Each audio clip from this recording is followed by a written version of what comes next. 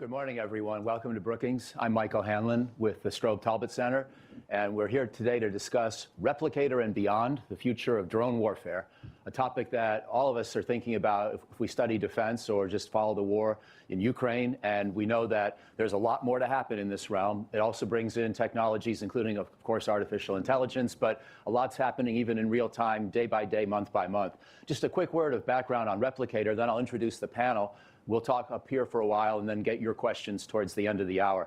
But I think many of you know that then Deputy Secretary of Defense Kath Hicks announced 2 years ago, with the support, obviously, of Secretary Austin and President Biden, that she would encourage a new office within the Pentagon, the part of the Defense Innovation Unit, to field systems within 2 years, meaning by this month, August 2025, that would be numerous, attritable, meaning you didn't have to worry too much about having everyone come back home. You could afford to lose them in the course of operations, and autonomous, and across potentially all domains of warfare: air, land, water, underwater, and also operating as swarms potentially, but also operating individually. The chalkboard was erased, the sky was blue, the ideas were encouraged across the board, and we've seen a lot happen in those 2 years, including things we'll talk about today, of course, and Replicator being just one element of a change agent within the Department of Defense that's trying to accelerate progress. I think it was a very good idea of the Biden and Austin Pentagon to undertake this initiative. It's been a very good idea of the Trump and Hegseth Pentagon to keep pushing on similar technologies. And the Army, of course, has done big things this year in terms of moving with some new initiatives in this direction, but all the services have, and we'll hear about that today. So let me now introduce very briefly our panelists. And what we're going to do, I'm going to start with General Berger. And let me just say, as many of you know, he was the 38th Commandant of the U.S. Marine Corps, an amazing 42-year career, retired 2 years ago, hails from the great state of Maryland. Went to Tulane University as an ROTC officer and has operated and commanded at all levels in the Marine Corps. And in most of the places you would have expected a Marine of his generation to wind up serving, including the Balkans and the Middle East and Afghanistan. He also is known for what was then called Force Design 2030, the big initiative in the U.S. Marine Corps during his tenure as Commandant that was controversial because it pushed hard on innovation, including with robotics, but not exclusively, and with a focus on the new National Defense Strategy, as had been outlined at that point by Secretary of Defense Mattis, and told the services to please focus more attention on China in particular, but on the Indo-Pacific more generally. And so there were a lot of innovations and changes associated with that. And so I'm going to begin in a minute by asking General Berger to take us back to that moment and explain where robotics fit in his broader vision. Now, after that got going, and as I mentioned, in 2023, we saw the stand-up of the Replicator Initiative, and Aditi Kumar then became a crucial strategist and spokeswoman for this effort, operating out of DIUX. Her background is remarkable. She hails from the great country of India and the great state of Missouri, and also had a number of stints at Harvard University, getting masters in both business and public policy.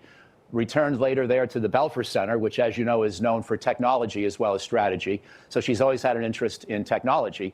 And as I say, had been with DIUX en route to being one of the key authors of this replicator concept starting in 2023. And she served through the early weeks of this year. T.S. Allen hails from Florida, joined the U.S. Army, went to West Point, spent a good chunk of his still young life in the U.S. Army. I believe he's in the process of retiring. So he was actually an officer serving within the Replicator office, again, a joint civil-military venture, if you will, and left just a couple of months ago. So in many ways, he has the most recent vantage point on what's going on within that office and where we are today. So thanks for putting up with me. That's by far the longest I'm going to speak, but I wanted to give you some context and then tee up the initial round of conversation as we first get through understanding where Replicator is today and then ask about the future. So General Berger, if I could, again, thank you for being here. Thank you for your service to the country and to all three of you.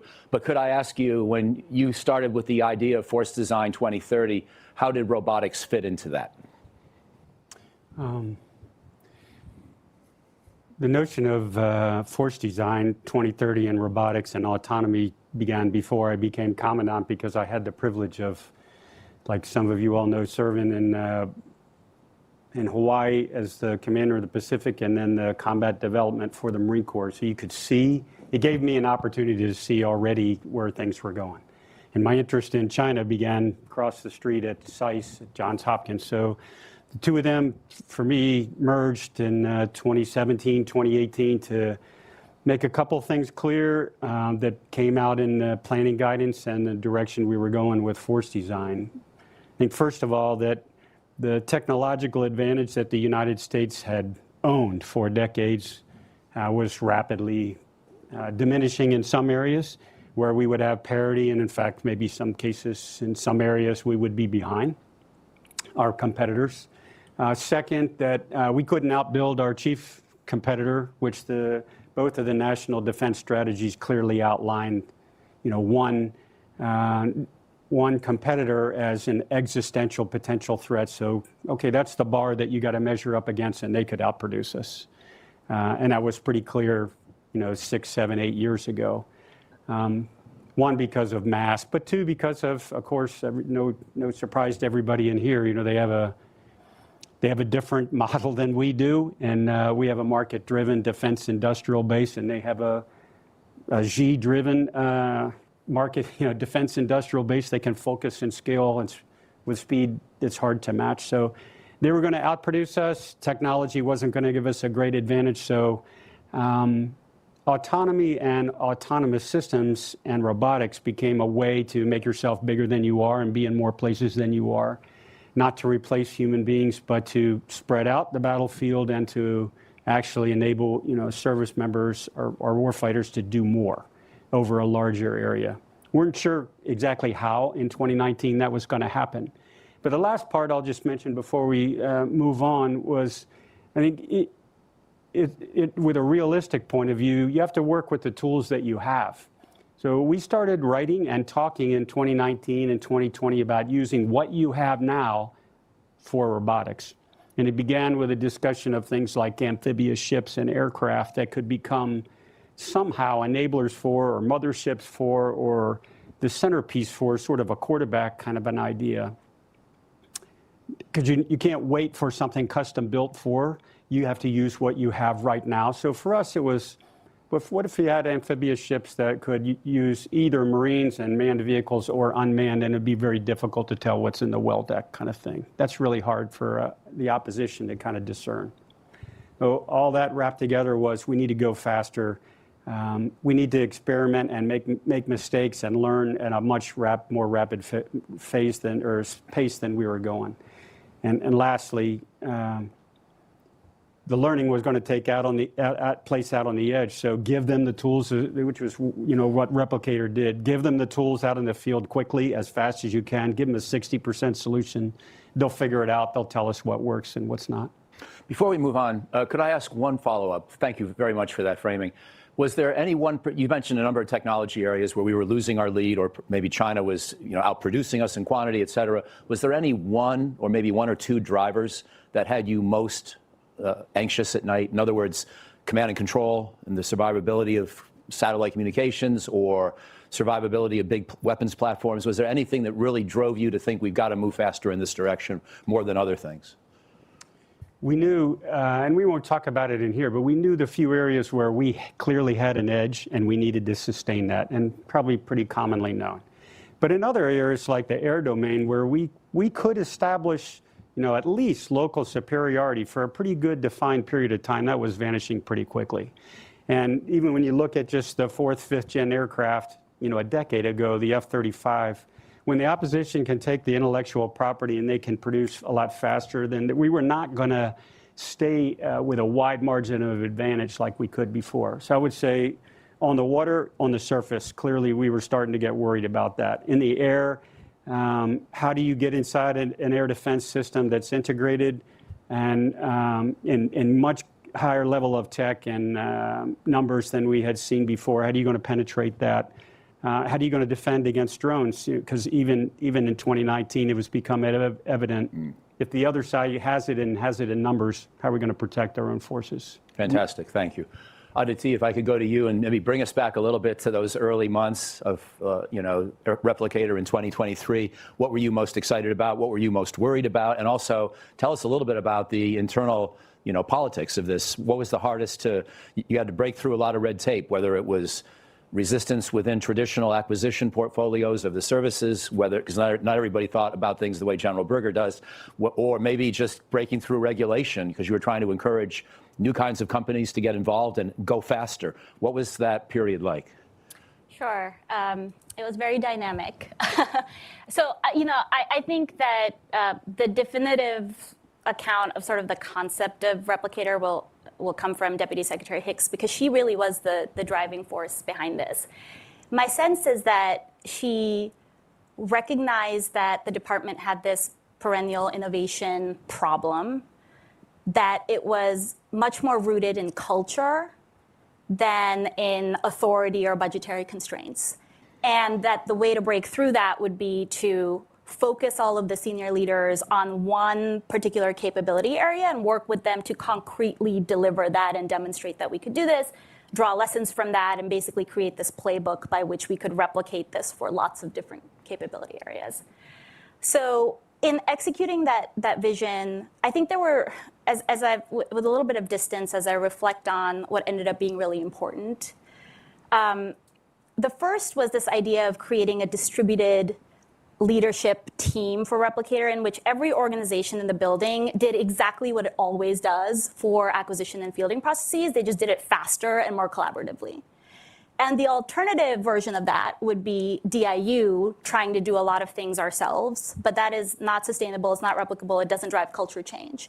And so having the services lead acquisition. And in some cases, DIU partnered with them, as it always does in cases of bringing in commercial technology. But the services were at the helm of the acquisition processes. The combatant commanders were at the helm of developing the concept of operations. Research and engineering was at the helm of developing testing and experimentation strategies, and so on. And that was a lot harder to corral all of those stakeholders, and not everything went well, and there was some tension. But I think in the end, that created a distributed ownership of Replicator that wouldn't have happened in that alternative scenario. The second thing was the idea that we would invest in systems that were already in the pipeline that could be scaled quickly, but then we would also take bets on systems that were novel, and we didn't know if they were going to pan out. And there was some risk to this, obviously, when the deputy has gone out and said multiple thousands of systems fielded in 2 years, taking some big bets that may not pay off would take up resources within the initiative. But again, part of this was also diversifying the industrial base, and you can't do that unless you give new firms a shot, and they're ramping up their manufacturing capacity, and they may not get to hundreds or thousands in your time frame, but it's building that capacity that will pay off in the long term. And there were solutions that we took bets on that I think will be game-changing in the long term, that maybe just in this 2-year time period did not achieve everything that they needed to. And then the last thing I would highlight is the decision to invest in software. And this is where I would actually give DIU a lot of credit, and experts like TS and our autonomy team that recognized that delivering thousands of pieces of hardware was, A, not that helpful to a commander that is trying to orchestrate all of this. And B, it didn't really help us push the frontiers of autonomy. And so we spent a lot of our resources building data libraries, soliciting command and control solutions and autonomy solutions, creating an entire campaign to integrate these and test these in successively more complex forms. And that's happening now. The department is doing it now. They're learning a lot. They're blowing up some boats. But that's what testing is, and that is what pushing the frontiers looks like. That's what risk-taking looks like. Speaking of resources, before I go on to TS, Replicator has been funded at roughly $500 million a year, right? And is that money allocated by DIUX, or is it just a sort of a different way of cataloging what's happening anyway? In other words, did you have independent authorities to decide what the money was spent on? So the initial iteration of Replicator was a reprogramming request to Congress. So as I said, we did not think this was a budgetary constraint. We did not think we needed more top line. The thesis was we have resources. Some of them are under executed, and we can take those from existing programs where we're not going to execute in the fiscal year reprogram them, and put them towards this effort. And so that was the initial set. A lot of that came from services budget. Some of it came from DIU. And in this augmented budget situation where DIU got $1 billion last year and now is slated to get even more, we certainly channeled some of that to autonomous systems. Some of them were officially part of that Replicator umbrella. Some of them were outside of that.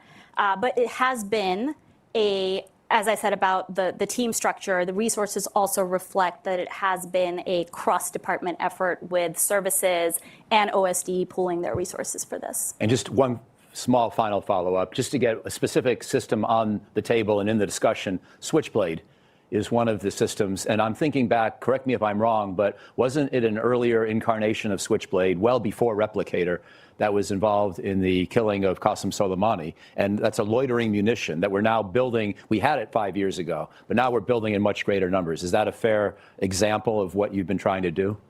That was an example of something that was already in the pipeline that was ready to scale. So I would put that in that first category. Right. We were using it in Ukraine. I think, if I remember correctly, they were still being produced in the single digits. And so the idea that we could take something like that while we were still getting the battlefield feedback. So to the general's point, we're learning as we're going. And so scale that quickly, take the lessons, adapt it as we need to as things are coming off the production line, and deliver that to the field. Thank you. TS, you've been with Replicator up until just this summer, and I wonder if you could pick up where we are in the conversation. Just tell us how you think it's been going, what you're most excited about in terms of what's been accomplished, and just where things stand at this juncture. Of course, and thanks for having me, Dr. O'Hanlon. So I joined the Replicator team in late 2023, and I'd been working on Ukrainian issues for about a year and a half as part of Project Maven and then elsewhere in the Office of the Secretary of Defense. And I think like most American soldiers and sailors and airmen that have been working, and Marines that have been working with the Ukrainians over the course of the war, the fact that the Ukrainian battlefield was saturated with drones and our motor pools were not saturated with drones in the United States, and the fact that the Ukrainians were taking a very flexible approach to software, where they were pushing software updates in days or weeks, which typically take the Defense Department months or years, was very frustrating. And when I first interviewed with Aditi for the job, she emphasized that it was very outcomes focused. Our goal was to address a lot of those issues. We were serious through Replicator about delivering thousands of drones and getting the software right. And I found the pitch very compelling and joined the team. And over the next couple of years, until I left the team a couple of months ago, we were able to deliver, at least initially, as of the time that I left, hundreds of drones to warfighters, not just getting them to some exercise in Indiana, but actually getting them out to the Joint Force, which was really exciting. We put thousands more on contract, and when I left, they were still rolling off the assembly line. So I count that as a win and sort of mission accomplished. We also made tremendous progress on the software for these systems through the integrated enablers effort, made huge changes in how the department manages data for autonomous systems, which I think will yield dividends for years to come. And in general, I was pretty happy when I walked out of the Pentagon on the last day about what we were able to do. I think when the full sort of unclassified history of Replicator is written, which will be many years from now, since there are still aspects of the system that the department has decided not to reveal, the most important impact of the initiative will be what we did in the maritime domain. Replicator partnered really strongly with the Navy in order to help the Navy build an uncrewed fleet. The Navy had kind of wanted to do that before Replicator, but Replicator gave them a mandate to alter the acquisition system in order to do it better. And our key tool to do that, by the way, was those commercial solutions openings that Aditi mentioned. We did those for uncrewed surface vessels for the fleet, as well as for the software to enable them to swarm and communicate. And that allowed the Navy to work with new and more innovative partners, which was great. And the Navy's on track by the late 2020s to have probably the largest uncrewed surface vessel fleet in the world, which is really exciting. We also accelerated a bunch of other programs. We worked with the Air Force on a program called the Enterprise Test Vehicle, which is going to decrease the cost of our long-range strike options. That's sort of a little bit more of a developmental effort.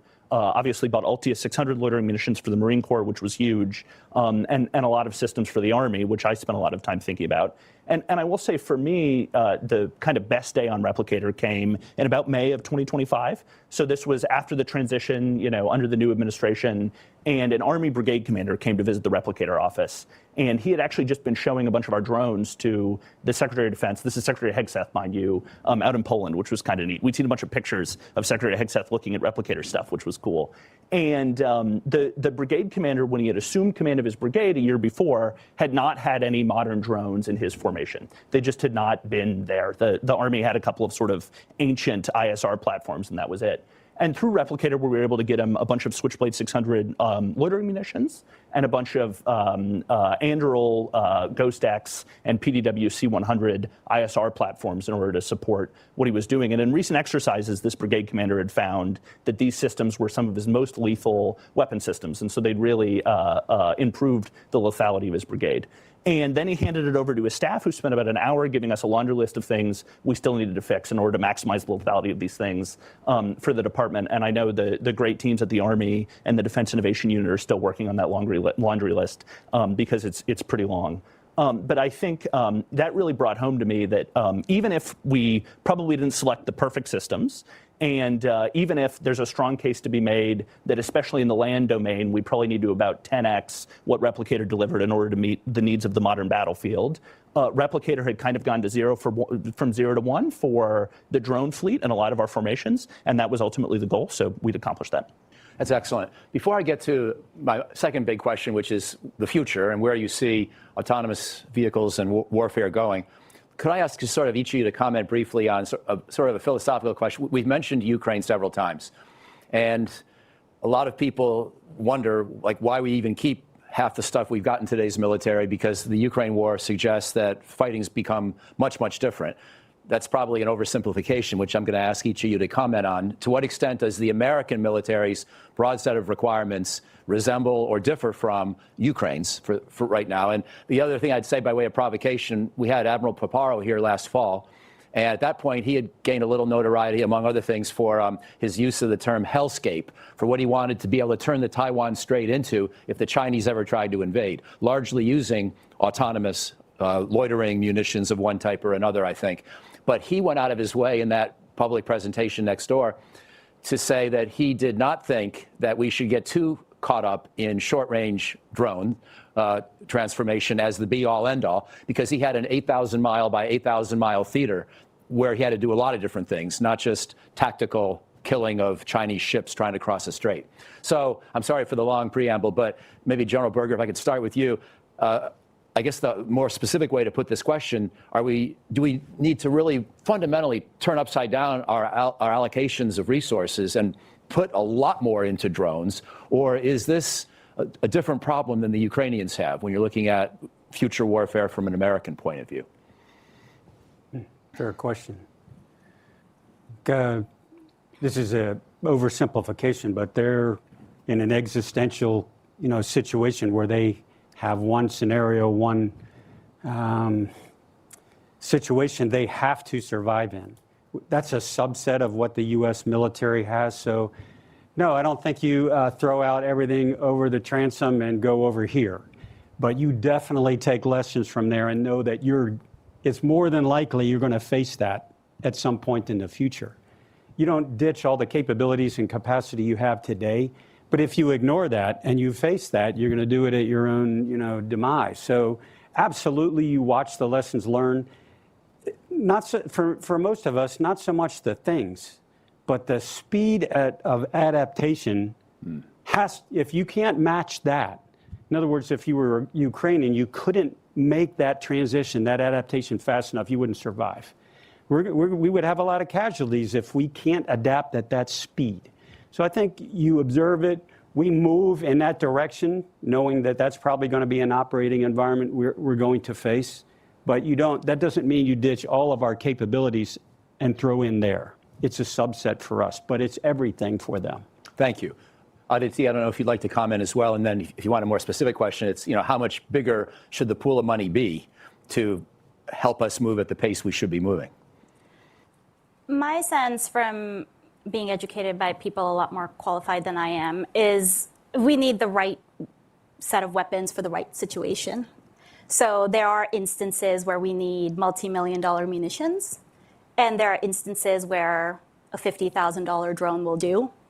And if it will do, then we should use that and have it in our inventory. So I think it's about finding a balance.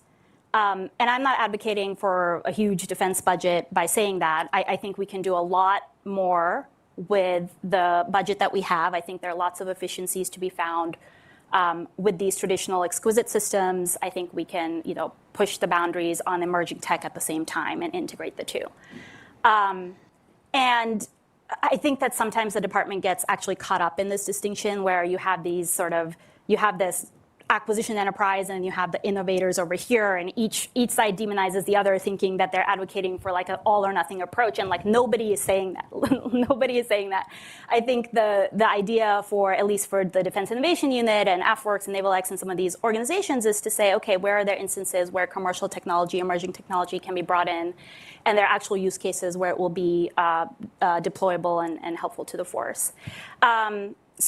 So I would advocate for a balance. I do think that we're just scratching the surface of the amount of investment that does need to go into autonomous systems. I mean, it was near zero before Dr. Hicks jump-started this. It was, as you said, about $500 million the last couple of years. I think it should be magnitudes of that. I think we should be producing them, testing with them, attriting them as part of our testing and training so that we can learn more and really integrate them into the way that the force fights.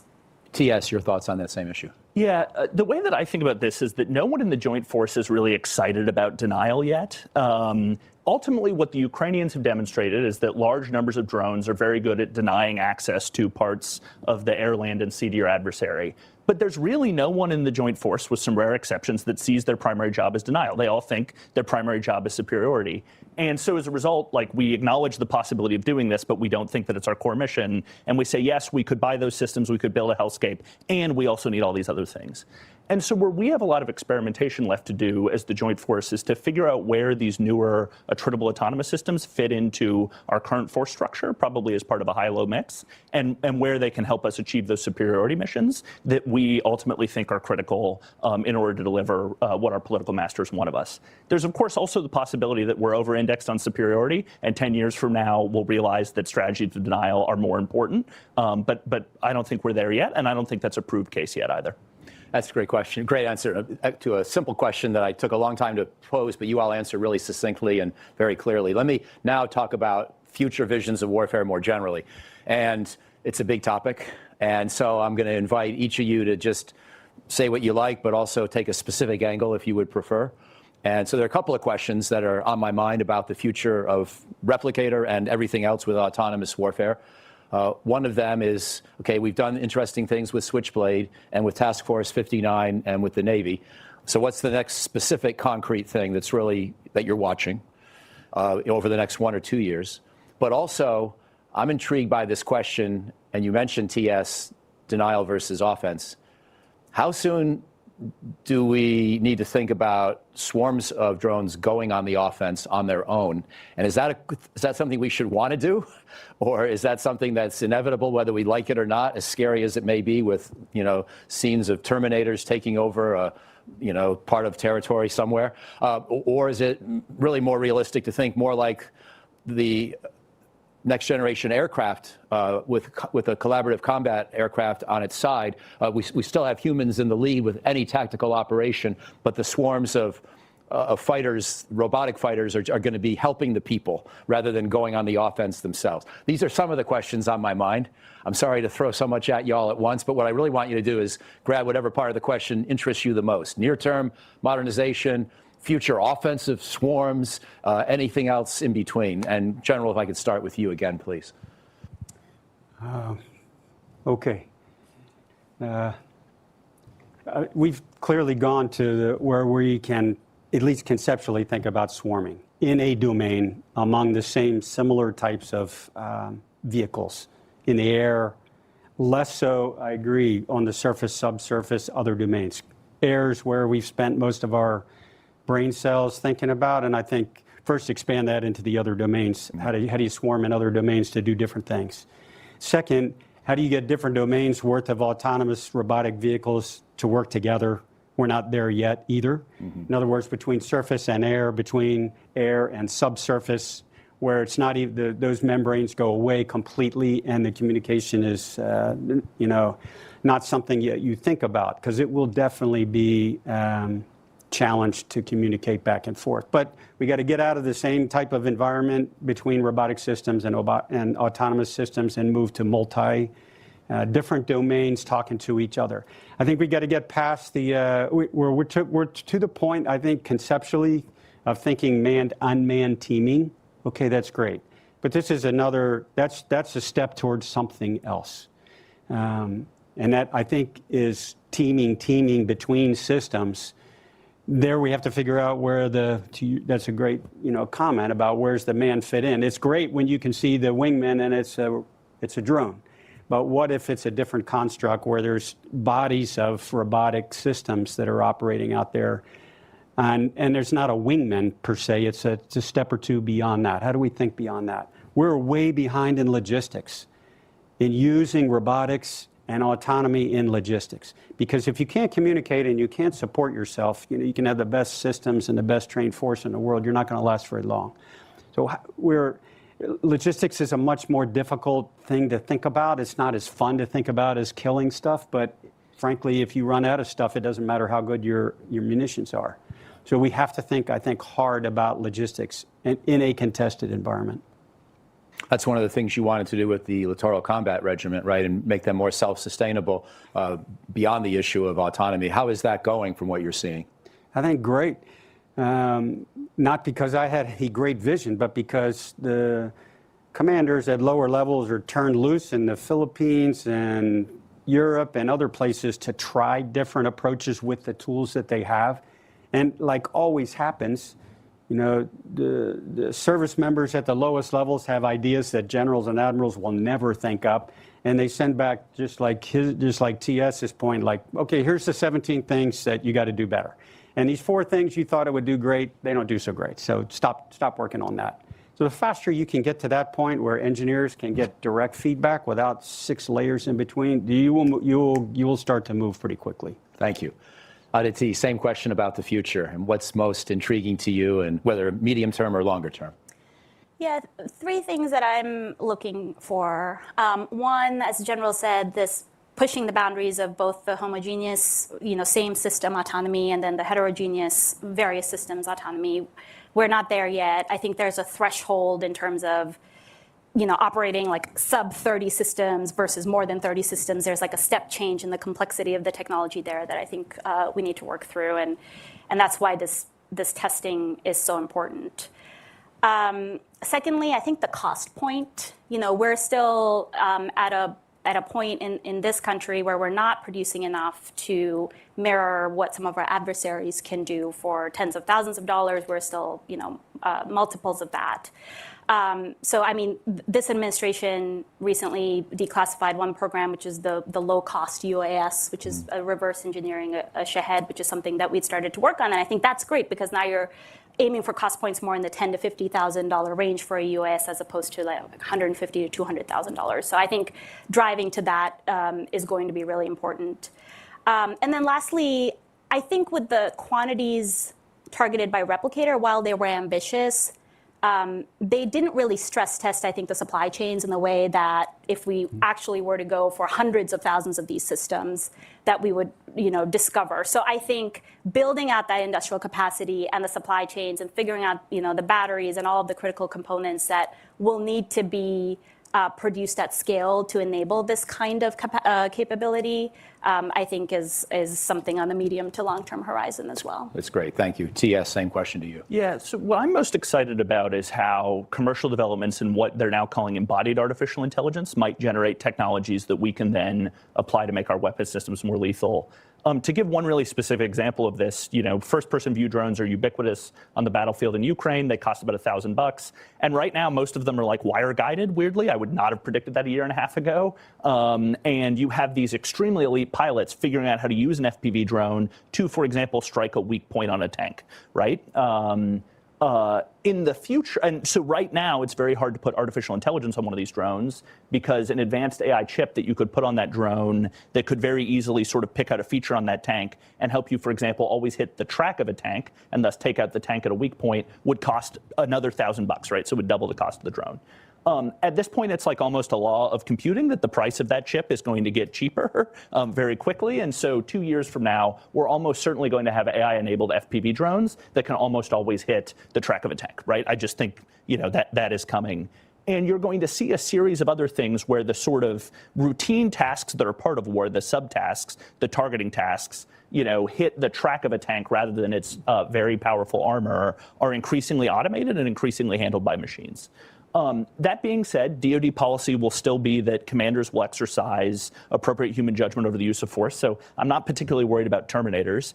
And the reality is that almost all contemporary AI approaches perform very poorly in unpredictable situations that are outside of our training set. And war is characterized by uncertainty. So I do think human judgment will, if anything, become more important in how you employ these systems. The decision to send something off to kill a tank will become more important even as the process of actually killing the tank is increasingly handled by machines. Nice. Okay, well, there's a lot of firepower in the room, I can see. And so let me share the pleasure here of asking questions to this great panel with you. So we've got folks with microphones. Please wait until I call on you and identify yourself before asking a question. We can go to the audience now. I've got a couple more questions up my sleeve just in case, but I'm guessing I won't need to go to those. Anybody want to start? Up here in the front, please.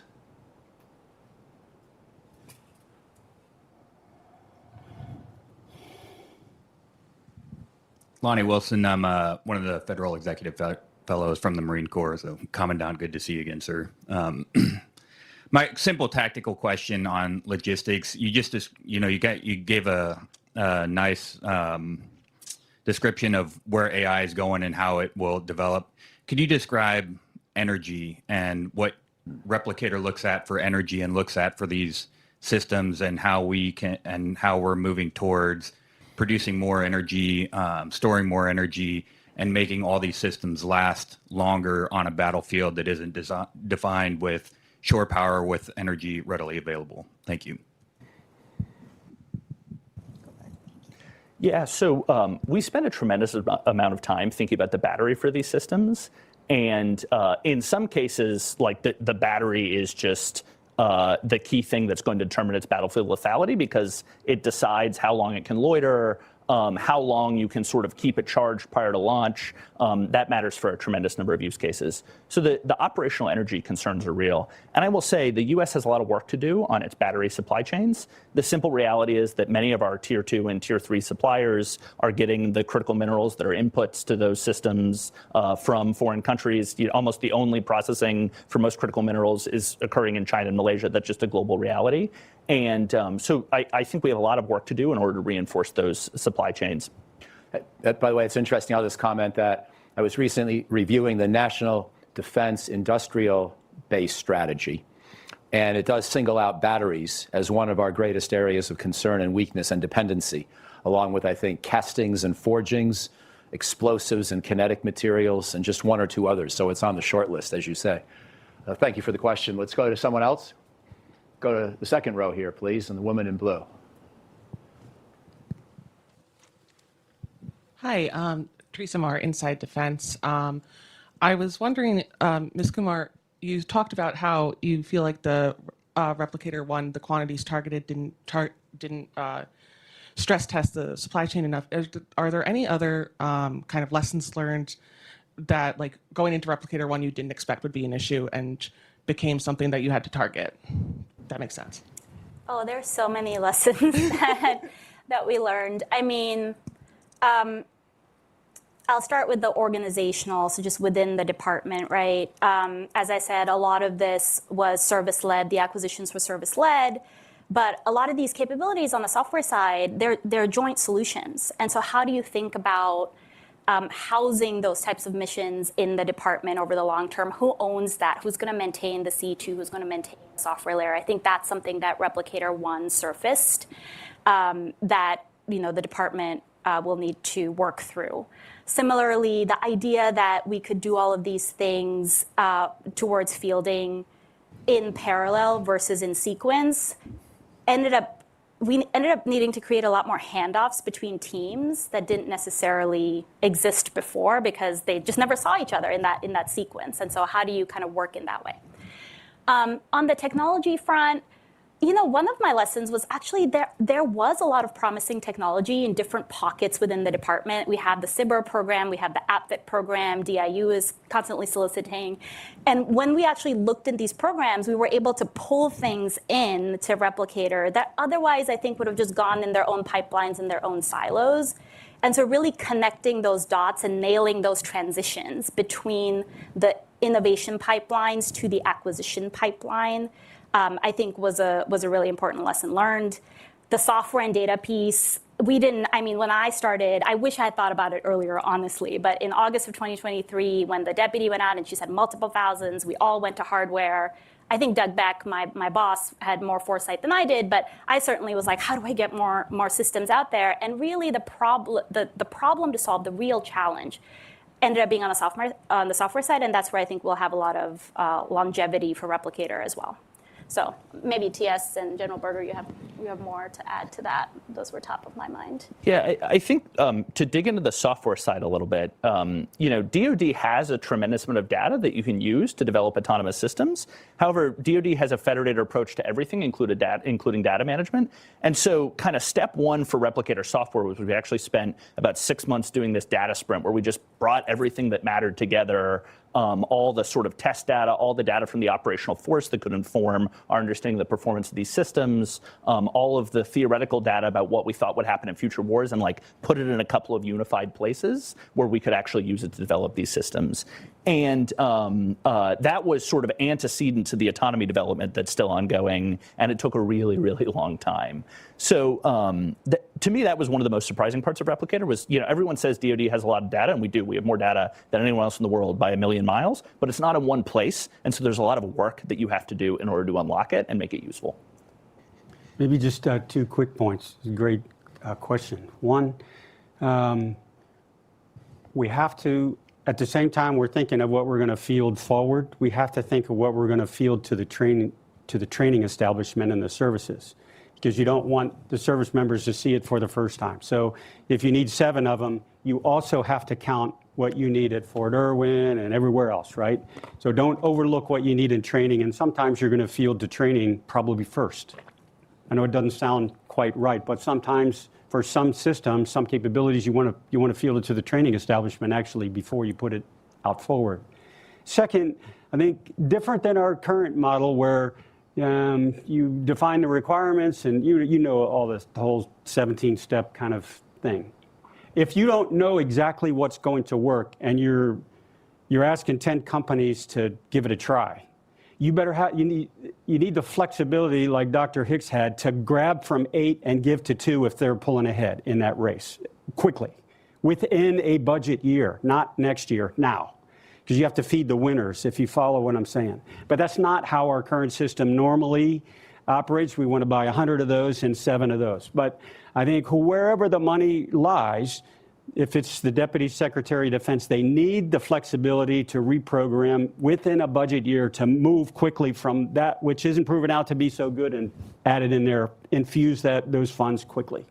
So how do you do that? Do you need permission from Congress? Is this new? I mean, a lot of people have criticized the Trump administration for putting $100+ billion into a quote-unquote mandatory account, but it does seem to have the advantage of this flexibility. Is there a better mechanism than that? There already are statutory regulations regarding reprogramming, but it goes up to a threshold, and it's very specific for good reasons. What I'm suggesting is in certain areas that the administration, the executive branch, and Congress work together and say, we need more flexibility for this defined problem set, and here's how we're going to describe it.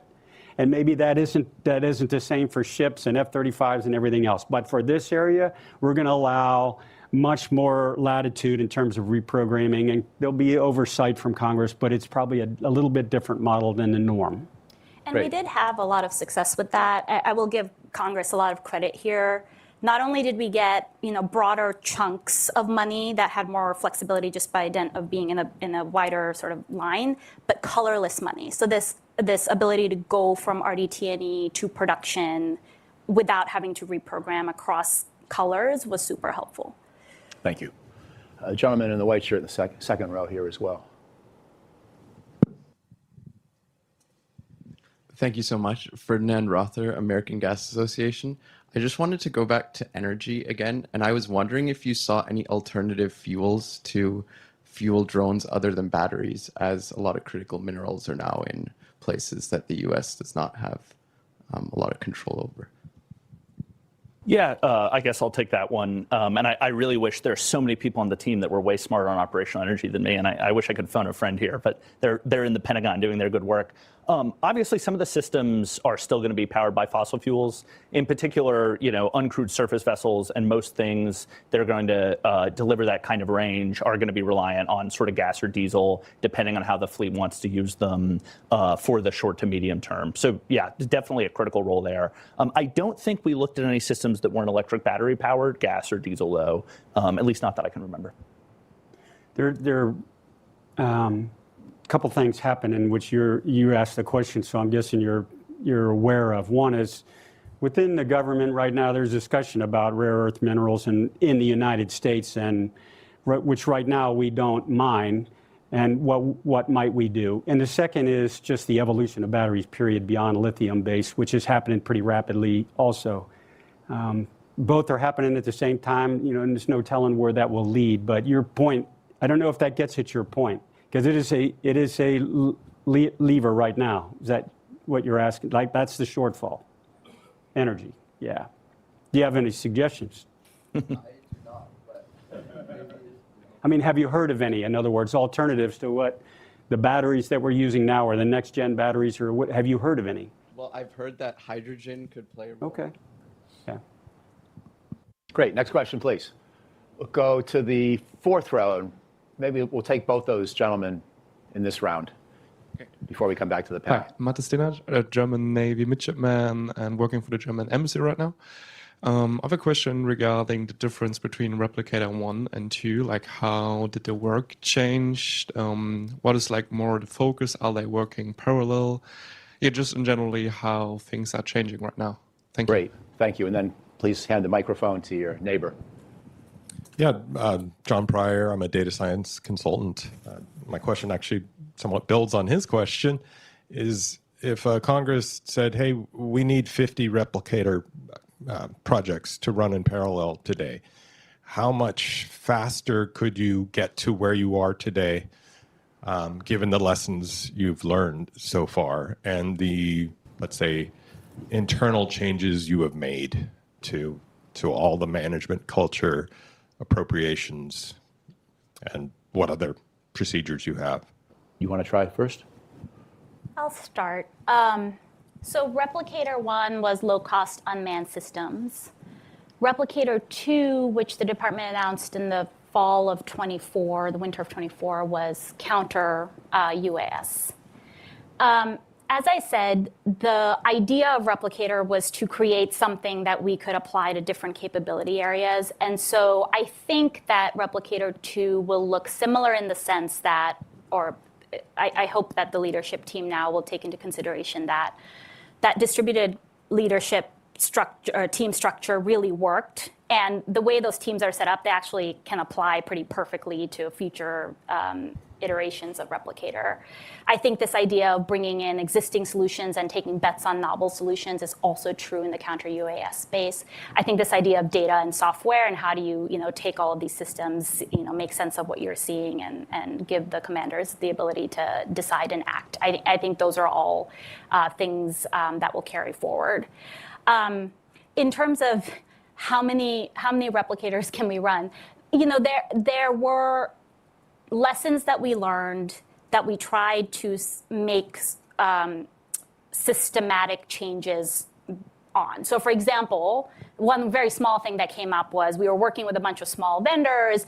They didn't have a cybersecurity framework in place. And so how do we bring together the CIO and everybody else to create a cybersecurity framework where these firms are ramping up? How do we get them the resources that exist in different pockets in the department to implement that? So now we have a process for that, and that's great, and we can apply that to Replicator 2. Similarly, I think TS spearheaded this effort on developing an information strategy. It blew the department's mind to create a classification strategy for something that was still in development and to start thinking about what our messaging was going to be, but TS insisted that they do this in parallel, not in sequence, and so we did it, and now we have this framework for creating classification strategies that can apply. So I think there are lots of things that we can do faster. I don't think that this happens, though, without leadership attention. You need somebody either at the deputy secretary level, certainly the service chiefs, certainly the combatant commands, to be pushing this and making sure that we're maintaining speed, that all the handoffs are happening. And so I think the constraint is still human leadership.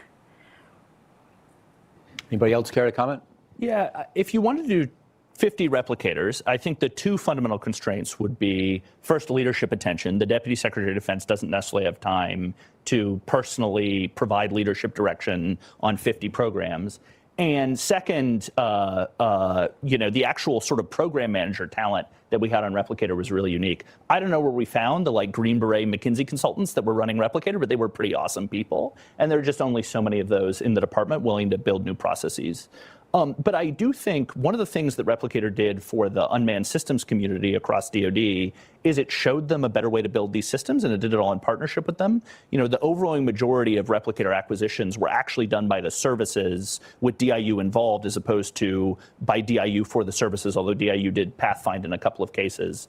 And so I think to a certain extent, we're already on track to do maybe not 50 replicators, but sort of 5 or 6 replicators as the department takes the money from reconciliation and applies it to unmanned systems programs that are now sort of comfortable doing commercial solutions openings, comfortable going outside of their traditional vendor base, actually excited to work with these kind of venture-backed autonomy firms that are revolutionizing the way that embodied AI works, and kind of just does Replicator in a service without leadership focus or that unique DIU talent.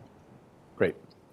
Just a couple quick thoughts. First, I would say, and you heard the kind of common variables here, which are different than normal kind of traditional thought: speed, scale, and affordability. Those are not kind of the three that you would have thought 10 years ago for a system, right? Now they are.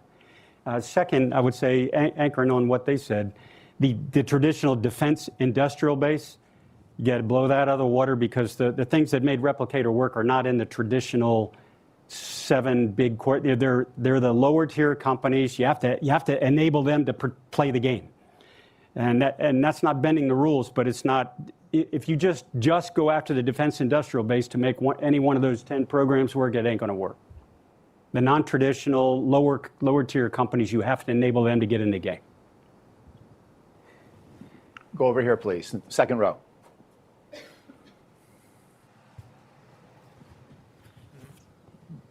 General Berger, good morning. George Nicholson, the Global Special Operations Forces Foundation. Sir. I don't know how many of you all have read this report. General Berger's smiling. He did a detailed report that was, I guess, funded by Bloomberg, and it was brief. We had a large briefing over at the Business Executives for National Security. It's a blueprint for breakthrough and defense innovation, and he goes through a large number of recommendations. It's a 50-page report, but it's one of the finest reports I've read. I sent a copy out to my friend Admiral Bill McRaven, and he's very impressed with it. A question for you, General. Looking at the recommendations you made, how well do you think those are on track right now? And the other 2 members of the panel, have you all read his report? I've got it printed out, too. Oh, do you? Very good. Well, first, they aren't all my ideas. There was a group of people that Mike Bloomberg enabled me to get together, so it's not, I will not take credit for everything in that report by a long shot. There are smarter people than I, which is the way to work, right? You surround yourself by people that are smarter. Second, I couldn't give you a grade on how this administration or this Congress is doing. I think too early to tell, but I haven't thought about how do you grade it, I don't know. That's a question. I think I would have to be in government right now to know the answer to that, and I don't. I'll add a couple of points myself about where I'm encouraged by certain things in the Trump administration, or at least hopeful.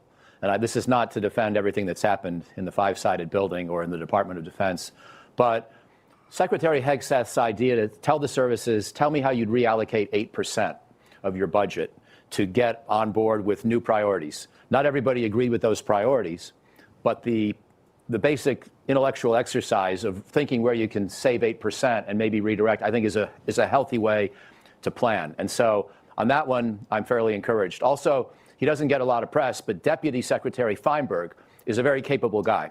Not just because he's my classmate from college, but that's a strike against him. But more seriously, because his background involves a lot of defense reform with his private sector and private equity work. So I think he understands how to drive change, as does Bridge Colby, the Undersecretary for Policy. So there's some real talent there. What I don't know yet is just how well things are going to, be handed off. But the broader point here, I guess, as I give my little sermonette, I'm really impressed by the amount of collegiality and cooperation across lines where we usually don't think of Washington working very well these days, whether it's Trump to Biden to Trump, not the easiest political transitions at the top, whether it's Congress and the Department of Defense collaborating and freeing up funds to be reallocated more quickly, and whether it's the different parts of DOD and the Office of the Secretary of Defense collaborating well with the services and the combatant commands. The stories I'm hearing today and that I've seen play out are really impressive stories about how to make defense reform work. And it's happened in a 10-year period where the high-level politics have not been pretty. So it's just a little sermonette on one little hopeful thing I'm drawing out of this whole experience. Does anybody want a final question or two? Just add one thing to that, which is one thing. There are lots of these reports, and the department has undertaken a lot of reform efforts in various areas. And in fact, even in the Biden administration, we had this large sort of mapping of all the pain points in the innovation ecosystem, and you have to fix authority to operate processes and cybersecurity. And my experience is that it's really hard to do all of that in the general sense. What I really appreciate Replicator is it just focused us on, hey, just deliver this thing. And solve all of the challenges that you have to solve to get there. For me personally, in my development as a leader and manager within the Department of Defense, that really helped me ground the goals of what I was trying to accomplish. And instead of boiling the ocean and, oh my God, how are we going to do innovation reform? It was all I have to do is deliver thousands or multiple thousands of attritable systems. And in so doing, I will solve all these challenges. And I think that is a really helpful framing. And that idea of do something concrete, then take lessons and apply to the next thing, I personally found very rewarding. Last question from online, I'm guessing, Alejandra. Yes, this is a question from Allison Park at National Defense Magazine. General Berger mentioned the need for using robotics and autonomy for logistics. Can you expand on that? What are some specific ways autonomy can help warfighters in a contested logistics environment? This question from Allison, just to make sure I understand. Is she talking about robotics or autonomy and artificial intelligence or all of that? I think it's broader. She says the need for using robotics and autonomy for autonomy. Logistics. Yes, okay, both. Great. Everything from predictive logistics, which we're thinking about now, we're not quite there yet, in terms of anticipating what needs to happen where, through the use of artificial intelligence much better than any human could do it. Because that allows you to plan. That's the lead time that you need in logistics. To the basic, blocking and tackling of moving supplies, where do I need a human to drive that truck or fly that aircraft or whatever, or can we actually do it better, faster, 24/7 with systems rather than a human-operated machine? The answer is yeah, we absolutely could. And if you're working in a world where there's not ubiquitous is a big word, but if there's a lot of sensors in your operating environment, then you may actually have to generate stuff to throw off the adversary. And that means you're going to need a lot of them. So in other words, rather than the one car driving the actor from Hollywood to the restaurant and everybody knows where you're going, 17 cars to leave at the same time. We may need to do some basics of decoys and deception, and you need numbers to do that. That's where robotics can come in, right? So all of the basic functions of logistics, I think, are ripe for taking advantage of. The autonomy part in terms primarily of planning, but also in stride, where a set of whatever is coming your way, but then it needs to be diverted over here. We don't need a human to do that. If the system is talking the way that they describe, it can divert itself to where the higher priority is for fuel, for munitions, for water, for whatever. We have a long way to go. I have a lightning round question to end for each of the panelists. And I want to sketch out very briefly maybe about 4 or 5 capabilities that I could imagine, at least in science fiction terms, being available in 5 or 10 years. I'd like to hear if you think any of these are achievable within the next half decade to 10 years or so. Some kind of a mesh of unmanned systems that could be deployed over Seoul in Korea to shoot down incoming North Korean artillery in war. That's hypothetical capability number 1. Hypothetical capability number 2, a much less densely manned US ROK defensive line in Korea, because we can prevent a North Korean attack, an incursion with drones building on the Ukraine model, and then use our forces to go on offense, perhaps. That's capability number 2. Capability number 3, well, let's say our satellites have been compromised in a future conflict with China, and we need to build an air-breathing command and control and communications link dependent on drones to maintain the connections over periods, over distances of miles, tens of miles, hundreds of miles, and then pass off to the next. 4, Golden Dome, and defending the United States, whether it's against air threats, missile threats, or drones. To what extent can robotics play a big role in that? And then finally, on the more maybe scary side, how soon until we have to worry that an adversary could put robotic systems near our submarine ports and try to destroy our submarines as they go in and out of port? Because we always think of our nuclear submarines as invulnerable, but that assumes they're in the open ocean. So out of those 5, let me start with you, TS, and work back towards me. Any of them strike you as achievable over a 5 to 10 year period? I think all are potentially achievable, certainly over a 5 to 10 year period. I'll just comment, there's been a lot of discussion about the potential threat posed by small drones to strategic assets like our nuclear submarines. So your scenario number 5, since the Ukrainian Operation Spiderweb earlier this year. And I think the one thing that everyone should keep in mind when they think about those types of operations is that the bottleneck on them isn't the drones. If you have the advantage of sort of tactical surprise, your drones are probably always going to get through. The bottleneck on operations like that is going to be the clandestine logistics and the ability of our adversaries' intelligence services to operate covertly inside our country, or ours to operate in theirs. And so I think we will certainly see more spider webs, but it is very hard to predict when they will be successful, because it's really about an intelligence competition more than a military competition. Thank you. General Berger, over to you, please. I'm not sure about the sustainability of the airborne mesh. It's probably feasible, but 10 years from now, I'm not sure there'll be artillery on the other side, probably something else. But just the sustainability, how do you maintain the airborne presence that you need 24/7 in the density that you need? The rest, I think, are all doable. I think the air-breathing C2 mesh, which is something we worked on in the Marine Corps conceptually, because we assumed that satellite communication would be degraded. You have to go there. We have to get there fast. If you look, because if you're dependent on, if that's your Achilles heel, it's not. But if you're very reliant on it, okay, you better have another mesh in mind. And it has to be one you generate. All right. Thank you. Aditi. I think from a technology perspective, all are feasible. I don't know what Golden Dome actually is, but all are technically feasible in a 10-year time frame. I think the constraints are going to be more on the organizational and human side.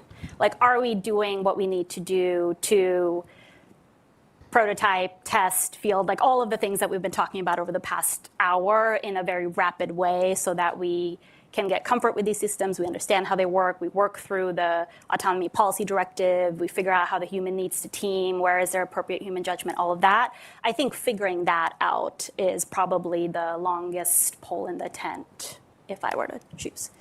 Well, thank you to all of you for being here, and please join me in thanking this great panel.